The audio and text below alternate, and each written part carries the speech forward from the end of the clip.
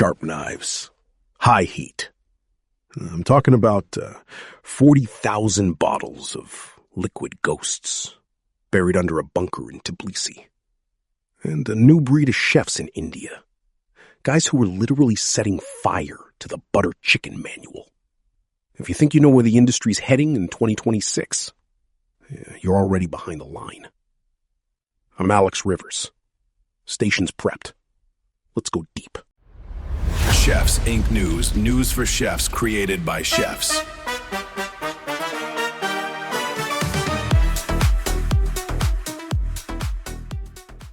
I'm Alex Rivers. Come on, pull up a milk crate. We're going to get a little dirty tonight. You know, as chefs, we're obsessed with the new blade, the new technique, the new it ingredient. But every once in a while, the earth just, it cracks open. And it reminds us that we are just temporary caretakers here. Tonight is about the things that wait. The things that are too patient for a Michelin star, but far too powerful for some algorithm to ignore. Let's start in Georgia. No, not the peach state. The real Georgia. Deep in the belly of Tbilisi. Behind these reinforced steel doors that haven't seen a key in decades. The government just unsealed a vault. 40,000 bottles. This isn't just a warehouse. It's a tomb.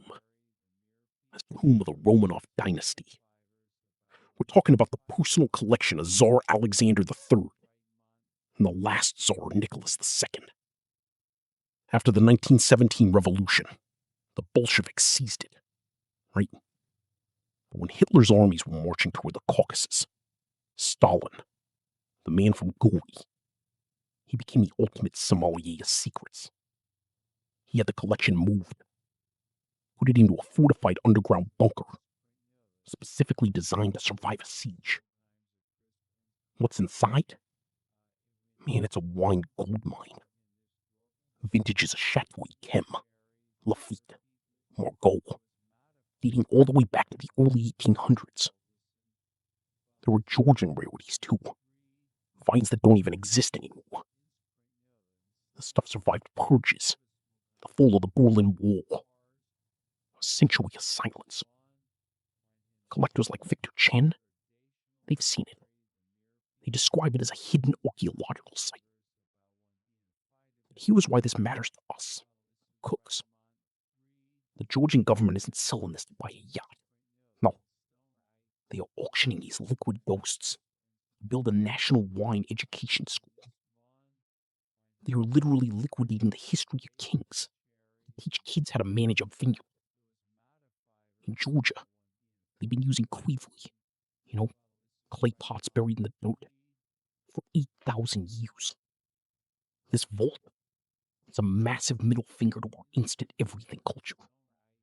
It says that if you want greatness, you have to be willing to wait 100 years in the bulk. If you aren't thinking about the legacy of your ingredients, honestly, you're just heating up calories. So while Georgia is digging up the past, India is out here setting fire to the future. 2026 is the year the generic Indian menu finally died. Good riddance, honestly. Good riddance to the orange, cream-heavy monolith we used to call curry. We are seeing a hyper-regional explosion right now, led by a new guard of chefs who have stopped apologizing for their soul. Look, Prateek Sadhu had his restaurant in Nor in the Himalayas. He left the luxury of Mumbai, went to cook in a village at 8,000 feet. He's not using French butter. He's foraging for Raji, finger millet. He's making modern mountain momos, using ancient Kashmiri fire techniques. His 15-course menu changes 6 times a year. Why? It reflects 6 distinct Himalayan seasons. That's not just a restaurant. That's a terroir study.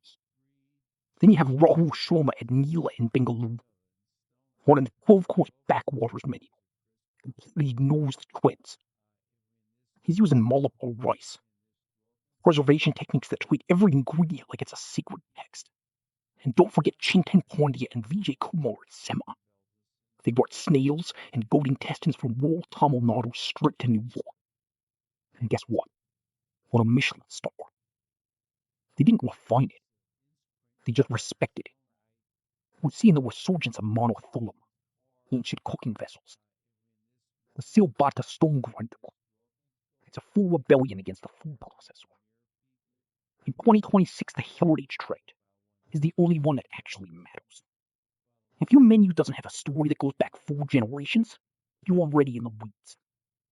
Consumers are so over the forms, over the gimmicky concepts.